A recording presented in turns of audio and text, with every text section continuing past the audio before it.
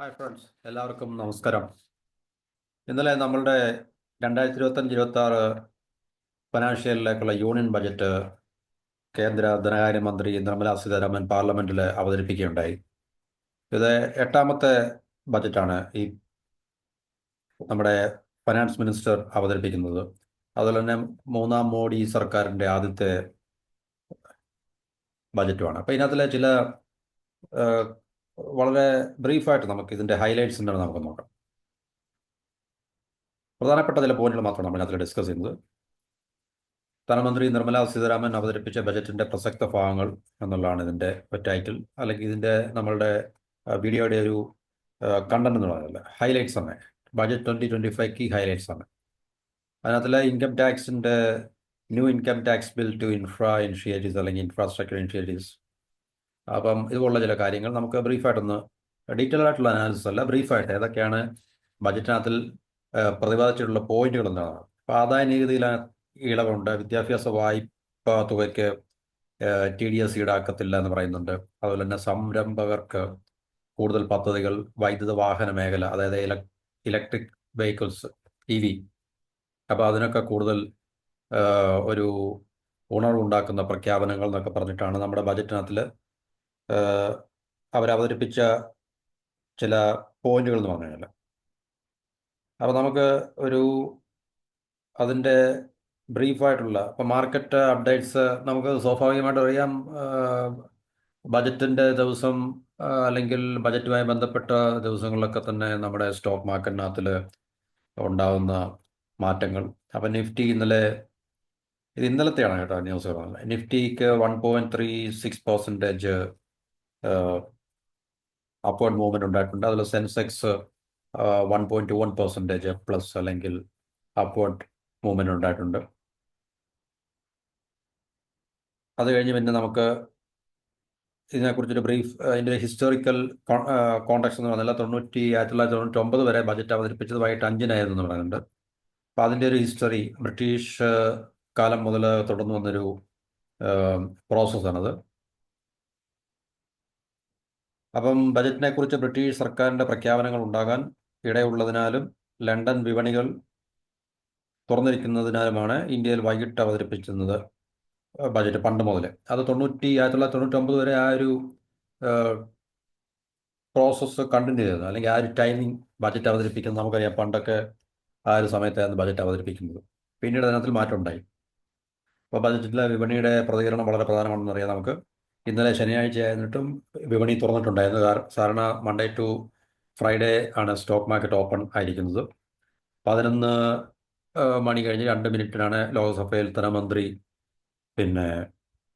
Nirmala Sitharaman budget പ്രസംഗം ആരംഭിച്ചത്. പ്രദേശം ആസ് യൂഷ്വൽ ബഹളമൊക്കെ വെച്ചിരുന്നു. അത് മറ്റേ കുംഭമേളയെ സംബന്ധിച്ച് ചില പ്രശ്നങ്ങളൊക്കെ പറഞ്ഞിട്ടുണ്ടായിരുന്നു. അപ്പം ബജറ്റിൻ്റെ പ്രധാനപ്പെട്ട എംഫസിസ് വികസിത ഭാരതം ആണ് ലക്ഷ്യമെന്ന് പറയുന്നുണ്ട്. അതുപോലെ തന്നെ ദാരിദ്ര്യ നിർമ്മാർജ്ജനം ലക്ഷ്യമെന്നും ധനമന്ത്രി പറയുന്നുണ്ട്. ഇതിനകത്തിലെ അതെല്ലാം നമുക്ക് പോസിറ്റീവായിട്ട്, നമുക്കൊരു പോസിറ്റീവ് കോണ്ടെക്സ്റ്റിൽ തന്നെ നമുക്ക്, അല്ലെങ്കിൽ പോസിറ്റീവായിട്ടുള്ളൊരു ആംഗിളിൽ കൂടെ നമുക്കതിനെ തീർച്ചയായിട്ടും കാണാൻ എന്നാൽ തന്നെയും നമുക്ക് അറിയാം, ഇത്രയും ഇന്ത്യ എന്ന് പറഞ്ഞ രാജ്യം ഇൻഡിപെൻഡൻ്റ് ആയിട്ട് 75 വർഷത്തിന് മേളായി, 77 വർഷത്തോളമായി. അപ്പം ഇത്രയുമായിട്ട് നമ്മുടെ പല ബേസിക് ആയിട്ടുള്ള അടിസ്ഥാനമായിട്ടുള്ള പ്രശ്നങ്ങൾക്കും പരിഹാരം കാണുവാൻ നമ്മളുടെ ഭരണ സ്ഥിരാ കേന്ദ്രങ്ങൾക്കെതിരെ കഴിഞ്ഞിട്ടില്ല എന്നുള്ളത് നമുക്കെല്ലാവർക്കും അറിയാവുന്നൊരു കാര്യമാണ്. ലോകത്ത് മറ്റു പല രാജ്യങ്ങളും പല രീതിയിലുള്ള അല്ലെങ്കിൽ വൻതോതിലുള്ള മുന്നേറ്റങ്ങൾ നടത്തിയിട്ടുണ്ടെങ്കിൽ തന്നെയും നമ്മളെപ്പോലുള്ള രാജ്യത്തിന് ഇപ്പോഴും നമ്മുടെ അടിസ്ഥാന പ്രശ്നങ്ങൾക്ക് പരിഹാരം കാണുവാൻ സാധിച്ചിട്ടില്ല, അല്ലെങ്കിൽ സാധിക്കുന്നില്ല എന്നുള്ള വലിയൊരു പ്രശ്നം നമ്മൾ നേരിടുന്നുണ്ട്. അപ്പോൾ ദാരിദ്ര്യ നിർമ്മാർജ്ജനം, ഇനിയും നമ്മുടെ രാജ്യത്ത് ദാരിദ്ര്യരായിട്ടുള്ള ആൾക്കാരുണ്ട്. അവരെ പോവർട്ടിയിൽ നിന്നും അപ്ലിഫ്റ്റ് ചെയ്ത് കൊണ്ടുവരിക എന്നുള്ളത് വളരെ നമ്മുടെ സമ്പദ് വ്യവസ്ഥയുടെ വളർച്ച മാത്രമല്ല അതിന് കാരണമാകുന്നത്. കാരണം ഇന്ത്യയെ സംബന്ധിച്ച് നമുക്ക് മനസ്സിലാക്കാൻ പറ്റുന്നൊരു കാര്യം, നമ്മുടെ സമ്പദ് വ്യവസ്ഥയ്ക്ക് വളർച്ച ഉണ്ടാകുന്നുണ്ടെങ്കിൽ തന്നെയും ഈ അധികം ഉണ്ടാക്കുന്ന സമ്പത്ത്, അല്ലെങ്കിൽ ഉണ്ടാകുന്ന സമ്പത്ത് വളരെ ചുരുക്കം വ്യക്തികളിൽ മാത്രം ചെന്ന് ചേരുക, അല്ലെങ്കിൽ അവരുടെ കൈകളിൽ, അവരുടെ പോക്കറ്റിൽ, അല്ലെങ്കിൽ അവരുടെ മാത്രമായി തീരുക എന്നുള്ള വലിയൊരു പിന്നെ പ്രതിഭാസവും അല്ലെങ്കിൽ ഒരു യാഥാർത്ഥ്യം ഇവിടെ നടക്കുന്നുണ്ട്. എന്നാൽ ഉണ്ടാക്കപ്പെടുന്ന ധനം അത് പൊതുജനങ്ങളിലേക്ക് നമ്മൾ അതിനെ ഇംഗ്ലീഷിൽ ഇക്വിറ്റബിൾ ഡിസ്ട്രിബ്യൂഷൻ എന്നൊക്കെ പറയും. ഇപ്പോൾ ഉദാഹരണത്തിന് നമ്മുടെ GDP-യിൽ 1 രൂപയുടെ വർധനവ് ഉണ്ടായാൽ ഈ 1 രൂപയിൽ 80 പൈസയും അതിന് മുകളിലും ചെന്നെത്തുന്നത് വളരെ വിരലിൽ എണ്ണാവുന്ന ആൾക്കാരുടെ കൈകളിലേക്കാണ്. മനസ്സിലായല്ലോ? അപ്പോൾ 20 പൈസ അല്ലെങ്കിൽ 20 പൈസയ്ക്ക് താഴെ മാത്രമാണ് ബാക്കി വരുന്ന പിന്നെ ബഹുഭൂരിപക്ഷം ജനങ്ങൾക്കും വീതിച്ചു കൊടുക്കേണ്ടത്. പക്ഷേ അതുകൊണ്ടാണ് നമ്മുടെ രാജ്യത്ത് ഇപ്പോഴും ഈ പറഞ്ഞൊരു ദാരിദ്ര്യ നിർമ്മാർജ്ജനം അത് ഗവൺമെന്റിന്റെ ആരുടെ പ്രശ്നമാണെന്ന് ചോദിച്ചു കഴിഞ്ഞാൽ ഇതാരാണ് ശ്രദ്ധിക്കേണ്ടതെന്ന് ചോദിച്ചു കഴിഞ്ഞാൽ തീർച്ചയായിട്ടും ഗവൺമെന്റ് തന്നെയാണ്. ഭരിക്കുന്ന ഗവൺമെന്റുകളാണ് അതിനകത്തിൽ ശ്രദ്ധ ചെലുത്തേണ്ടത്. കാരണം നമ്മുടെ ഏഹ്, രാജ്യത്തുണ്ടാക്കപ്പെടുന്ന ധനം ജനങ്ങളിലേക്ക് എത്തിച്ചേരുക അല്ലെങ്കിൽ അതിനെ ഈ ഡിസ്ട്രിബ്യൂട്ട് ചെയ്യുക എന്നുള്ളത് ഗവൺമെന്റിന്റെ ഉത്തരവാദിത്തമാണ്. അപ്പോൾ ഗവൺമെന്റിന്റെ ഉത്തരവാദിത്വം നിറവേറ്റപ്പെടുന്നത് ഗവൺമെന്റിന്റെ പോളിസികളിൽ കൂടെയും പ്രോഗ്രാംസുകളിൽ കൂടെയാണ്. അതുപോലെ ഗവൺമെന്റ് ഉണ്ടാക്കുന്ന നിയമങ്ങളിൽ കൂടെയൊക്കെയാണ്.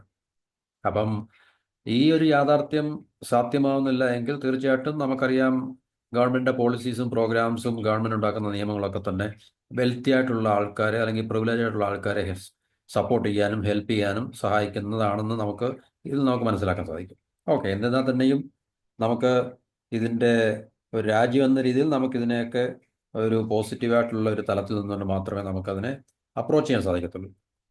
ഒത്തിരി ക്രിട്ടിക്കലായിട്ടുള്ള പോയിന്റ്സുകൾ നമുക്ക് പറയാൻ സാധിക്കും. തീർച്ചയായിട്ടും അത് പറയുകയും ചെയ്യണത്. അപ്പം യാഥാർത്ഥ്യങ്ങൾ നമ്മൾ മനസ്സിലാക്കുക എന്നുള്ളതാണ്. അപ്പം ഈ ബജറ്റിനകത്തിൽ അവർ എംബസൈസ് ചെയ്തിട്ടുള്ള അല്ലെങ്കിൽ വിഷയങ്ങൾ എന്താണെന്ന് ചോദിച്ചാൽ വളർച്ചയെ ത്വരിതപ്പെടുത്തുക, ഇന്ത്യ സമ്പദ് വ്യവസ്ഥയുടെ വളർച്ചയെ ആക്സിലറേറ്റ് ചെയ്യുക, ത്വരിതപ്പെടുത്തുക, അതിലെല്ലാവരെയും ഉൾക്കൊള്ളുന്ന വികസനം, ഓൾ എൻകംപാസിംഗ് എന്നൊക്കെ പറയാം, അല്ലെങ്കിൽ ഓൾ ഇൻക്ലൂഡിങ്. അതിലൂടെ ഗാർഹിക ഉപഭോഗം വർദ്ധിപ്പിക്കും. അത് വളരെ പ്രധാനപ്പെട്ടൊരു ഒരു ഏരിയയാണ് ഗാർഹിക ഡൊമസ്റ്റിക് കൺസംഷൻ. കാരണം ജനങ്ങൾക്ക് നമ്മൾ നേരത്തെ പറഞ്ഞ വീഡിയോയിൽ പറഞ്ഞാണ് അവർക്ക് കൺസ്യൂം ചെയ്യണമെങ്കിൽ അവർക്ക് ഇൻകം അവരുടെ കൈകളിൽ ഉണ്ടാകണം. ആ ഇൻകം ഉണ്ടാകണമെങ്കിൽ തീർച്ചയായിട്ടും പല മേഖലകളിൽ ഇപ്പോൾ ഇൻകം ടാക്സ് അല്ലെങ്കിൽ GST, ടാക്സേഷൻ, പിന്നെ ഇൻഫ്ലേഷൻ, ഇതുപോലുള്ള കാര്യങ്ങളൊക്കെ ജനങ്ങളുടെ കൈകളിലുള്ള വരുമാനത്തെ ബാധിക്കുന്ന കാര്യങ്ങളാണ്. അപ്പം അതൊക്കെ ഗവൺമെൻറ് തീർച്ചയായിട്ടും പരിഗണനയിലെടുത്താൽ മാത്രമേ കൺസംഷൻ, ഗാർഹിക ഉപഭോഗം വർദ്ധിപ്പിക്കാൻ സാധിക്കത്തുള്ളൂ. ഗാർഹിക ഉപഭോഗം വർദ്ധിപ്പിച്ചാൽ മാത്രമേ സമ്പദ് വ്യവസ്ഥയ്ക്ക് ഒരു ഉണർവുണ്ടാകത്തുള്ളൂ. അത് നമ്മൾ നേരത്തെ വീഡിയോ പറഞ്ഞാണ്.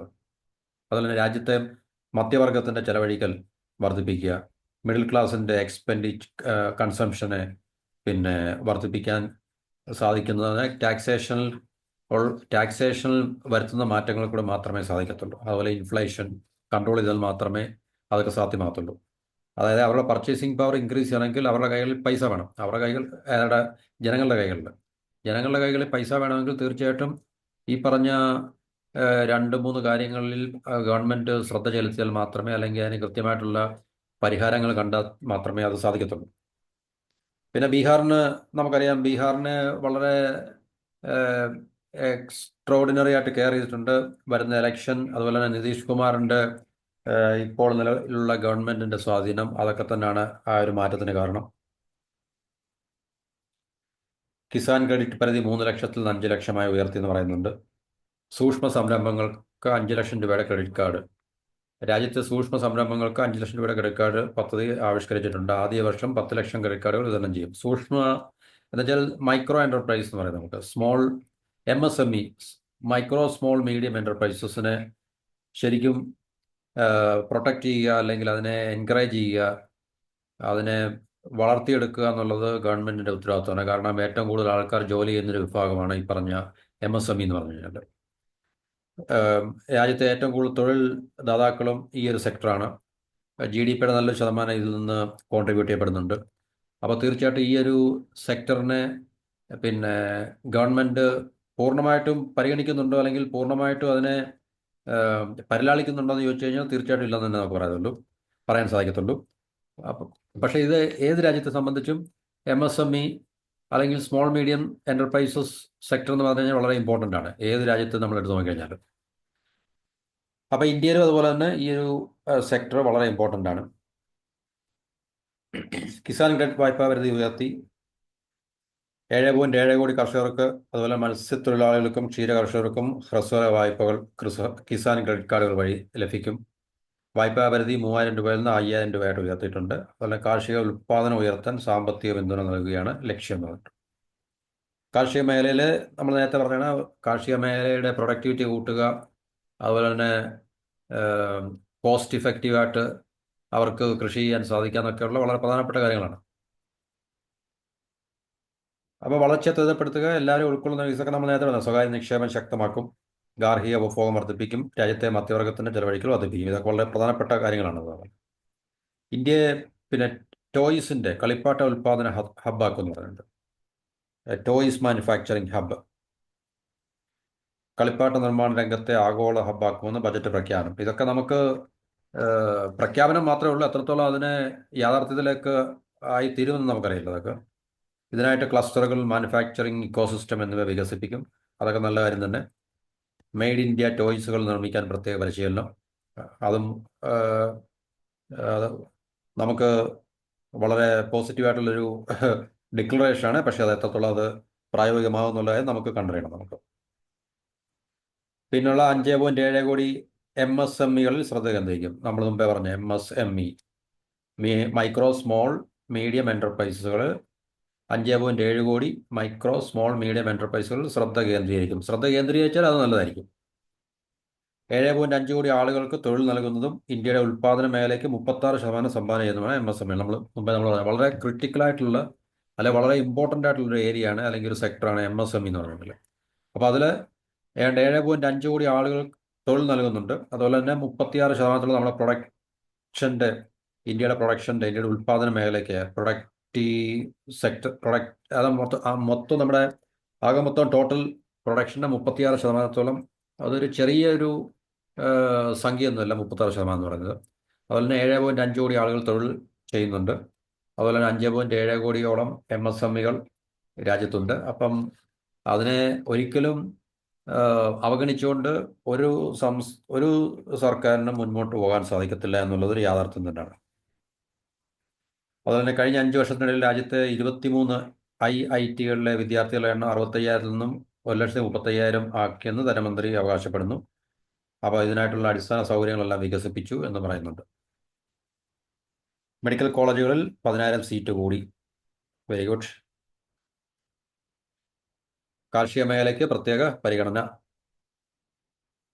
സംസ്ഥാനങ്ങളുമായി ചേർന്ന് ധൻധാന്യ കൃഷി യോജന നടപ്പാക്കും. 1.7 കോടി കർഷകർക്ക് പ്രയോജനം. ഗിഗ് ജോലിക്കാർക്ക് തിരിച്ചറിയൽ കാർഡ്, ആരോഗ്യ ഇൻഷുറൻസ്. രാജ്യത്തെ ഓൺലൈൻ പ്ലാറ്റ്ഫോം ഗിഗ് ജോലിക്കാർക്ക് തിരിച്ചറിയൽ കാർഡുകൾ നൽകും. ഓൺലൈൻ പ്ലാറ്റ്ഫോം ജോലിക്കാർക്കുണ്ട്, അവർക്ക് തിരിച്ചറിയൽ കാർഡുകൾ, ഐഡൻറ്റിറ്റി കാർഡുകൾ നൽകും. PM ജൻ ആരോഗ്യ യോജന വഴി ആരോഗ്യ പരിരക്ഷ 1 കോടി ഗിഗ് ജോലിക്കാർക്ക് പ്രയോജനം ചെയ്യുമെന്ന് ധനമന്ത്രി അവകാശപ്പെടുന്നുണ്ട്. ഈ ശ്രം പോർട്ടൽ വഴിയാണ് രജിസ്ട്രേഷൻ. ഓക്കെ. 2028 വരെ ജൽജീവൻ പദ്ധതി നീട്ടും. IITകളിൽ സീറ്റ് വർദ്ധിപ്പിക്കും. പട്ന IITക്ക് കൂടുതൽ വികസനം, അത് ബീഹാറുമായി ബന്ധപ്പെട്ടാണ്, നമുക്കറിയാം. ഷിപ്പ് ബിൽഡിങ്ങുമായിട്ട് ബന്ധപ്പെട്ട് കൂടുതൽ ആനുകൂല്യങ്ങൾ, അല്ലെങ്കിൽ ഷിപ്പ് ബിൽഡിംഗ് മേഖലയ്ക്ക് കൂടുതൽ ആനുകൂല്യങ്ങൾ. നമ്മുടെ കേരളത്തിൽ കൊച്ചി ഷിപ്പ് യാർഡിനൊക്കെ അത് കൂടുതൽ പ്രയോജനം ചെയ്യുന്നതാണ് പറയുന്നത്. കാരണം ഇന്ത്യയിലെ ഏറ്റവും വളരെ പ്രധാനപ്പെട്ട ഒരു ഷിപ്പ് ബിൽഡിംഗ് അല്ലെങ്കിൽ കൊച്ചി ഷിപ്പ് യാർഡായി മാറിയിട്ടുണ്ട്. നമുക്കറിയാം, നമ്മളുടെ അവസാനത്തെ നേവിയുടെ എയർക്രാഫ്റ്റ് കാരിയർ കൊച്ചിയിലാണ് നിർമ്മിക്കപ്പെട്ടത്. അപ്പോൾ തീർച്ചയായിട്ടും കൊച്ചിൻ ഷിപ്പ് യാർഡിൻ്റെ ഇമ്പോർട്ടൻസ് വളരെ കൂടിക്കൊണ്ടിരിക്കുകയാണ്. അപ്പോൾ കപ്പൽ നിർമ്മാണ മേഖലയ്ക്ക് കൂടുതൽ ആനുകൂല്യങ്ങൾ നൽകുന്നുണ്ടെന്ന് പറയുന്നുണ്ട്. Viksit Bharat nuclear energy mission, അത് വളരെ ഇമ്പോർട്ടൻ്റ് ആണ്. സ്വകാര്യ പങ്കാളിത്തത്തിന് ആറ്റോമിക് എനർജി ആക്ട് പരിഷ്കരിക്കും. സ്വകാര്യ പങ്കാളിത്തം ഇതുവരെ ഉണ്ടായിട്ടില്ല നമ്മുടെ ന്യൂക്ലിയർ എനർജി സെക്ടറിൽ. അപ്പോൾ അതിനുവേണ്ടി ആറ്റോമിക് എനർജി ആക്ട് ഇന്ത്യയിൽ അത് പരിഷ്കരിച്ചാൽ മാത്രമേ സ്വകാര്യ പങ്കാളിത്തം ഉറപ്പാക്കാൻ സാധിക്കത്തുള്ളൂ. സ്വകാര്യ പങ്കാളിത്തം ഉറപ്പാക്കിയാൽ തീർച്ചയായിട്ടും ഫോറിൻ രാജ്യങ്ങൾ, വിദേശ രാജ്യങ്ങളിൽ നിന്നുള്ള, ഇപ്പോൾ അമേരിക്ക, റഷ്യ പോലുള്ള രാജ്യങ്ങളിൽ നിന്ന്, ഫ്രാൻസ് ഇതുപോലുള്ള രാജ്യങ്ങളിൽ നിന്ന് തീർച്ചയായിട്ടും നമുക്ക് ഈ ന്യൂക്ലിയർ എനർജി ഫീൽഡിലേക്ക് ഇൻവെസ്റ്റ്മെൻറ്റ് അല്ലെങ്കിൽ ടെക്നോളജിയൊക്കെ നമുക്ക് പ്രതീക്ഷിക്കാം. ന്യൂക്ലിയർ എനർജി മിഷന് 20,000 കോടി രൂപ. 2023 5 ന്യൂക്ലിയർ പ്ലാന്റുകൾ. 2033 5 ന്യൂക്ലിയർ പ്ലാന്റുകൾ സ്ഥാപിക്കും. സ്വകാര്യ മേഖലയുമായി ചേർന്ന് നടപ്പാക്കുക. ന്യൂക്ലിയർ എനർജിക്ക് ന്യൂക്ലിയർ എനർജി മിഷന് 20,000 കോടി രൂപ നേരത്തെ നമ്മൾ പറഞ്ഞാണ്. പ്രൈവറ്റ് കമ്പനികളുമായി ചേർന്ന് നടപ്പാക്കുക. 2047 10 ഗിഗാവാട്ട് ന്യൂക്ലിയർ എനർജി ലക്ഷ്യം. ഇതൊക്കെ നമ്മളുടെ പ്രോജക്റ്റുകൾ മാത്രമാണ്. അതൊക്കെ റിയലൈസ് ചെയ്ത് കഴിഞ്ഞാൽ മാത്രമേ നമുക്ക് ഇതിൻ്റെയൊക്കെ 2047 എന്ന് പറയുന്നത് നമ്മുടെ വളരെ മുൻപിലാണ്. ഇനിയും കുറേ വർഷങ്ങൾ നമുക്ക് മുൻപോട്ട് പോകാറുണ്ട്. BJP സഖ്യകക്ഷിയായിരിക്കുന്ന ബീഹാർ ഇത്തവണയും വാരിക്കോരി കൊന്നിട്ടുണ്ട്. അത് നമുക്കറിയാം, കേട്ടാണ് നമ്മൾ ന്യൂസ്. സഭയിൽ ഒച്ചപ്പാടുണ്ടായിട്ടുണ്ട്. മറ്റു സംസ്ഥാനങ്ങളെയൊക്കെ അവഗണിച്ചുകൊണ്ടും അല്ലെങ്കിൽ മറ്റു സംസ്ഥാനങ്ങളൊക്കെ കുറവ് കൊടുത്തുകൊണ്ടും ഒക്കെയാണ് ബീഹാറിന്. കാരണം ബീഹാറിൽ ഇനി ഇലക്ഷൻ വരാൻ പോകുന്നുണ്ട്.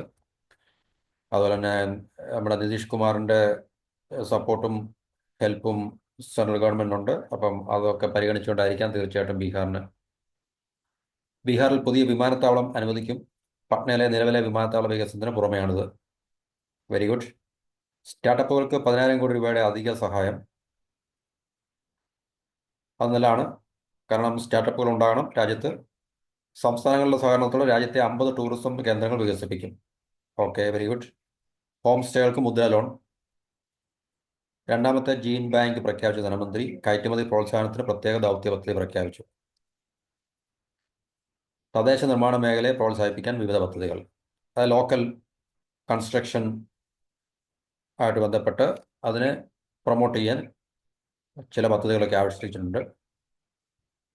രാജ്യത്തെ എല്ലാ സർക്കാർ സെക്കൻഡറി സ്കൂളുകളിലും പ്രാഥമിക ആരോഗ്യ കേന്ദ്രങ്ങളിലും ബ്രോഡ്ബാൻഡ് ഇൻ്റർനെറ്റ്. Very good. സർക്കാർ സ്കൂളുകളാണ്. പുതിയ നികുതി പരിഷ്കരണങ്ങൾക്ക് ബജറ്റിൽ ഊന്നൽ. പുതിയ ആദായ നികുതി ബിൽ അടുത്ത ആഴ്ച. ഇൻകം ടാക്സ് ബില്ലാണ് പറയുന്നത്. അത് അടുത്ത ആഴ്ച പാർലമെൻറ്റിൽ ലോക്സഭയിൽ അവതരിപ്പിക്കും. ഇൻഷുറൻസ് മേഖലയിൽ പ്രധാനപ്പെട്ട ഒരു ന്യൂസാണ്. ഇൻഷുറൻസ് മേഖലയിൽ 100% വിദേശ നിക്ഷേപം. ഇൻഷുറൻസ് മേഖലയിൽ നേരിട്ടുള്ള വിദേശ നിക്ഷേപം ഇപ്പോൾ 74% വരെയായിരുന്നു. ഇനിയിപ്പോൾ അത് 100% ആക്കും. അപ്പോൾ 100% ആക്കി കഴിഞ്ഞാൽ വിദേശികൾക്ക് പിന്നെ തീർച്ചയായിട്ടും അവർക്ക് പൂർണ്ണമായിട്ടും 100% നിക്ഷേപത്തോടുകൂടി ഇവിടെ ഇൻഷുറൻസ് കമ്പനികൾ സ്റ്റാർട്ട് ചെയ്യാൻ കഴിയും.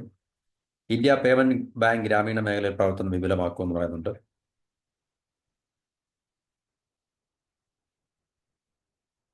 ഇതൊക്കെ ഒരു പോയിന്റുകൾ മാത്രമാണ്. നമ്മളതിനെ കൂടുതൽ വിശദീകരിക്കുന്നില്ല. SC/ST വനിതകൾക്ക് സംരംഭക വായ്പ. ആദ്യമായി സംരംഭങ്ങൾ തുടങ്ങുന്ന പട്ടികജാതി പട്ടികവർഗ വിഭാഗത്തിലെ വനിതകൾക്കാണത്. ആദ്യമായിട്ട് ഫോർ ദ ഫസ്റ്റ് ടൈം 2 കോടി രൂപ വരെയുള്ള വായ്പ അനുവദിക്കും എന്ന് പറയുന്നുണ്ട്. അത് ഇറ്റ്സ് ഗുഡ്. കാരണം എല്ലാവരെയും ഇൻക്ലൂഡ് ചെയ്യണമല്ലോ നമുക്ക്. ബജറ്റിൽ കുതിച്ച് മാർക്കറ്റ്. നിഫ്റ്റിക്ക് മുമ്പേ നമ്മൾ പറഞ്ഞ 1.50% സെൻസെക്സ് 1.35% കുതിപ്പുണ്ടായിട്ടുണ്ട്. സംസ്ഥാനങ്ങൾക്ക് വ്യവസായ സൗഹൃദ സൂചിക 2025 അവതരിപ്പിക്കും. വ്യവസായ സൗഹൃദ സൂചിക, ഇൻഡസ്ട്രിയൽ ഫ്രണ്ട്ലി ഇൻഡെക്സ് എന്നായിരിക്കും അതിൻ്റെ ഇംഗ്ലീഷ്. ഇൻഡസ്ട്രിയൽ ഫ്രണ്ട്ലി ഇൻഡെക്സ് അതെന്താണെന്നുള്ളത് നമുക്ക് പിന്നീട് മനസ്സിലാക്കാം. KYC ചട്ടങ്ങൾ ലഘൂകരിക്കും. ബാങ്കുമായി ബന്ധപ്പെട്ട് അതുപോലുള്ള KYC ചട്ടങ്ങൾ. ധനക്കമ്മി കുറച്ചുകൊണ്ട് 4.4%. ഫിസിക്കൽ ഡെഫിസിറ്റ് 4.4% ആക്കുമെന്ന് പറഞ്ഞിട്ടുണ്ട്. എന്നുവെച്ചാൽ സർക്കാരിൻ്റെ റവന്യൂവും എക്സ്പെൻഡിച്ചറും തമ്മിലുള്ള അന്തരമാണ് ഫിസിക്കൽ ഡെഫിസിറ്റ്. മുമ്പ് നേരത്തെയുള്ള വീഡിയോ നമ്മൾ പറഞ്ഞാണ്, എക്സ്പെൻഡിച്ചർ കൂടുതലും റവന്യൂ കുറവാകുമ്പോഴാണ് ഡെഫിസിറ്റ് വരുന്നത്, ഫിസിക്കൽ ഡെഫിസിറ്റ് വരുന്നത്. അല്ലെങ്കിൽ ഫിസിക്കൽ സർപ്ലസ് ആയിരിക്കും. നമ്മുടെ കമ്പനിയുടെയൊക്കെ ലാഭം നഷ്ടം എന്ന് പറഞ്ഞിട്ട് കമ്പനിക്ക് ചിലവ് കൂടുതലും വരുമാനം കുറവാകുമ്പോൾ നഷ്ടം, മറിച്ചാകുമ്പോൾ ലാഭം എന്ന് പറയുന്ന പോലെ സർക്കാരിനെ സംബന്ധിച്ച് ഡെഫിസിറ്റ് എന്നാണ് പറയുന്നത്. കസ്റ്റംസ് താരിഫ് നികുതികൾ കൂടി ഒഴിവാക്കി. 36 ജീവൻ രക്ഷാ മരുന്നുകളുടെ കസ്റ്റംസ് ഡ്യൂട്ടി എടുത്തു കളഞ്ഞു. അതൊക്കെ വളരെ ഇമ്പോർട്ടൻ്റ് ആണ്. അതൊക്കെ വളരെ അത്യാവശ്യമാണ്. കാരണം മരുന്നുകളുമായി ബന്ധപ്പെട്ട് നമുക്കറിയാം, ജനങ്ങൾക്ക് അഫോർഡ് ചെയ്യത്തക്ക രീതിയിലുള്ള വില, ഏത് മരുന്നായാലും ശരി, ജനങ്ങൾക്ക് വളരെ കുറഞ്ഞ ചിലവിൽ മരുന്നുകൾ മേടിക്കാൻ കഴിയുക എന്നുള്ളത് വളരെ ഇമ്പോർട്ടൻ്റ് ആണ്.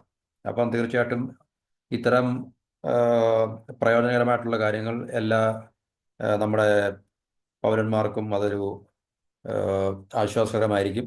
കാരണം കസ്റ്റംസ് ഡ്യൂട്ടി എടുത്തു കളഞ്ഞു കഴിഞ്ഞാൽ തീർച്ചയായിട്ടും അതിൻ്റെ കോസ്റ്റിനെ അല്ലെങ്കിൽ അതിൻ്റെ പ്രൈസിനെയൊക്കെ അത് ബാധിക്കും. അപ്പോൾ അത് തീർച്ചയായിട്ടും കുറഞ്ഞ ചിലവിൽ കുറഞ്ഞ വിലയിൽ നമുക്ക് അത്തരം മരുന്നുകൾ ജീവൻ രക്ഷാ മരുന്നുകൾ, ലൈഫ് സേവിങ് മെഡിസിൻസിൻ്റെ കാര്യമാണ് പറയുന്നത്.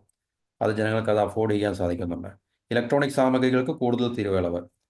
ഇലക്ട്രോണിക് സാമഗ്രികൾ നമുക്കറിയാം, ഇപ്പം മൊബൈൽ ഉൾപ്പെടെയുള്ള കാര്യങ്ങളാണ് ഇലക്ട്രോണിക് സാമഗ്രികൾ എന്ന് പറയുന്നത്.